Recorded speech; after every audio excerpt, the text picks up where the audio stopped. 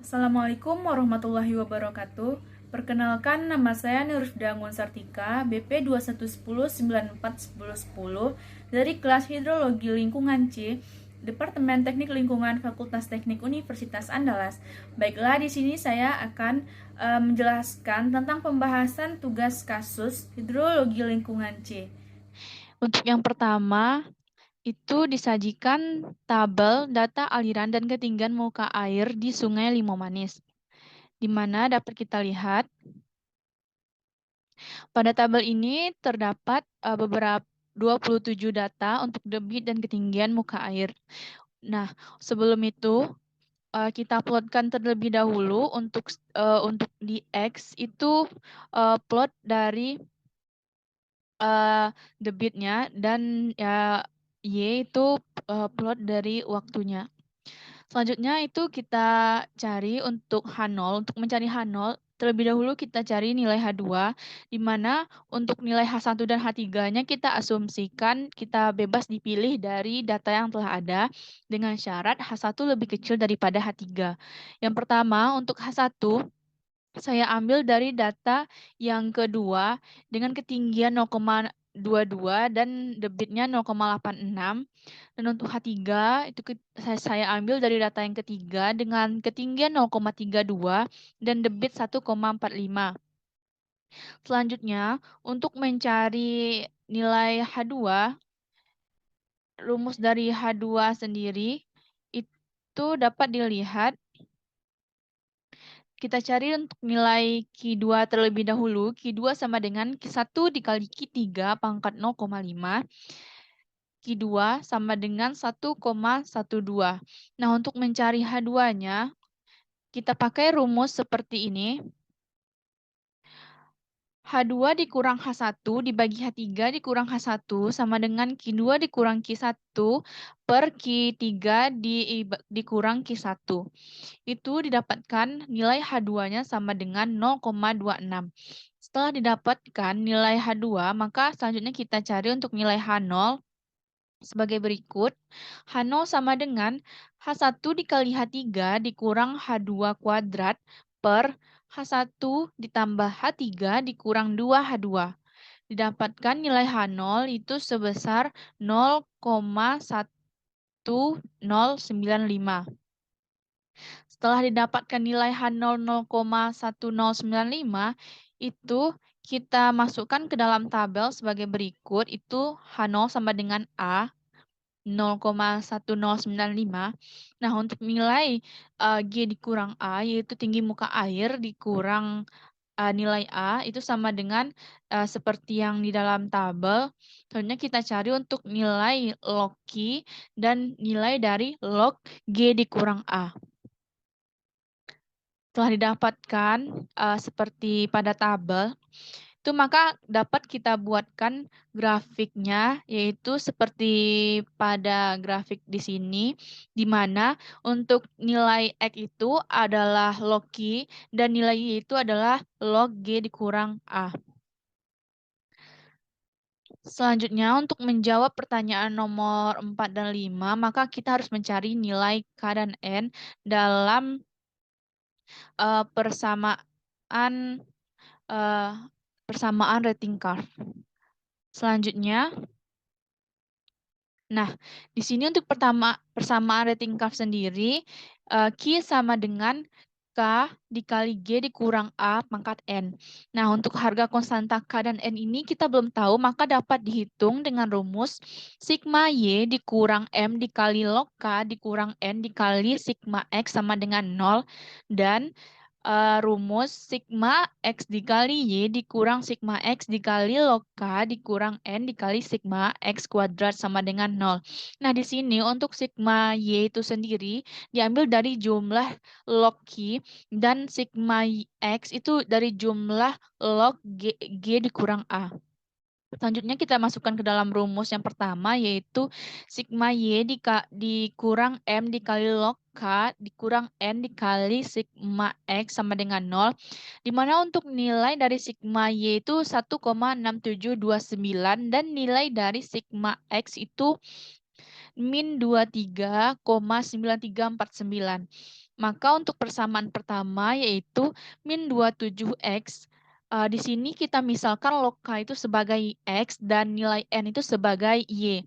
Selanjutnya, untuk persamaan pertama didapatkan min 27 X ditambah 23,9349Y ditambah 1,6729 sama dengan 0.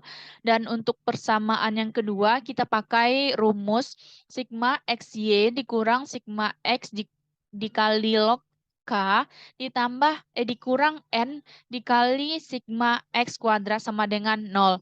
Jadi untuk persamaan yang kedua kita dapatkan 23,9349 X dikurang 572,8794Y dikurang 40,0407 sama dengan 0. Selanjutnya kita substitusikan kedua persamaan tersebut. Didapatkan untuk nilai Y itu sama dengan min 0,0699 dan untuk nilai X yaitu min 0,000056.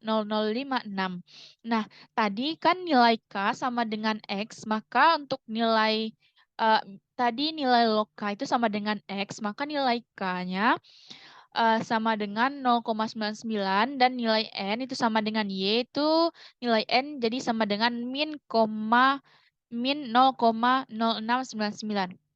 Jadi untuk menjawab pertanyaan nomor 4, berapa debit alirnya jika diketahui ketinggiannya 0,38 meter? Maka kita masukkan ke dalam rumus persamaan rating curve tadi. Q sama dengan K dikali G dikurang A pangkat N itu sama dengan K 0,99 dikali 0,38 dikurang 0,1095 dipangkatkan min 0,0699. Maka untuk kedalaman 0,38 meter didapatkan debit aliran sebesar 1,08 meter kubik per sekon. Selanjutnya, untuk pertanyaan yang kelima, berapa ketinggian jika debitnya yaitu 6 meter kubik per sekon?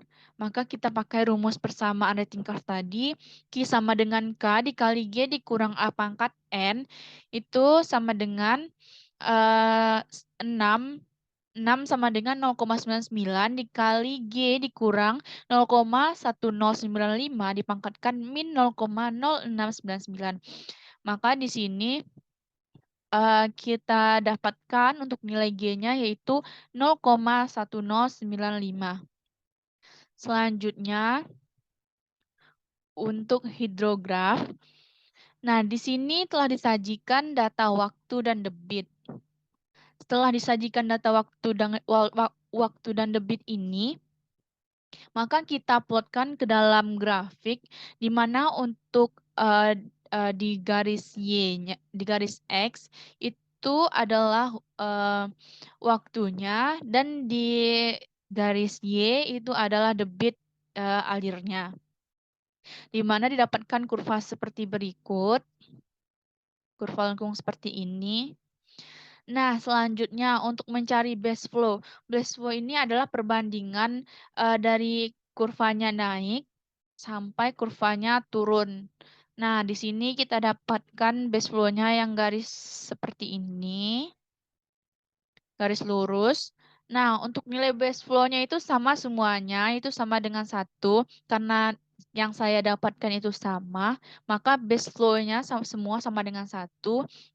Selanjutnya, untuk direct runoff, untuk mendapatkan direct runoff ini di mana debit dikurang dari base flow. Nah, di sini 1 dikurang 1 sama dengan 0. Selanjutnya, begitu sampai ke bawah. Nah, setelah didapatkan direct runoff, maka didapatkan puncak dari direct runoff atau puncak dari kurva hidrograf ini itu bernilai 8,5 untuk direct runoff-nya. Sedangkan untuk waktu untuk mencapai puncak itu dibutuhkan 45 jam. Selanjutnya, Untuk menentukan waktu dari puncak direct runoff ke titik akhir direct runoff, itu biasanya menggunakan luas. Sedangkan di sini kita tidak diketahui luasnya, maka dapat kita cari dengan mengurangkan waktu akhir direct runoff dikurang waktu puncak direct runoff. Nah, untuk di sini akhir direct runoff itu ini. Nah, didapatkan ini pada waktu 75 jam. Sedangkan untuk puncaknya itu pada waktu 45 jam. Maka untuk nilai interval dari puncak runoff ke titik akhir direct runoff itu didapatkan N sama dengan 75 jam dikurang 45 jam itu didapatkan interval waktunya sebesar 30 jam. Baiklah, selanjutnya yaitu mengenai kontur muka air tanah dan aliran air tanah. Di sini telah disajikan beberapa titik kedalaman muka air tanah. Nah, untuk kontur muka air tanah itu dilambangkan dengan garis tegas seperti pada gambar. Garis kontur ini melambangkan ketinggian yang sama pada muka air tanah. Dapat dilihat seperti ini, garis tegas. Selanjutnya yaitu untuk garis putus-putus. Garis putus-putus ini melambangkan arah aliran arah aliran air tanah. Di sini dapat dilihat pada gambar. Arah aliran air tanah ini menggambarkan aliran air tanah yaitu mengalir dari kedalaman yang tinggi menuju kedalaman yang rendah. Di sini dapat dilihat dari 1853 sampai 1851. Di sini 1854 bergerak menuju 1852. Begitu seterusnya sampai di sini. 1857 bergerak arah aliran air tanah itu bergerak sampai ke 1853. Baiklah, demikianlah penjelasan mengenai tugas kasus hidrologi lingkungan C dari saya. Apabila ada kesalahan, saya mohon maaf. Saya akhiri dengan wabillahi taufiq wal hidayah. Assalamualaikum warahmatullahi wabarakatuh.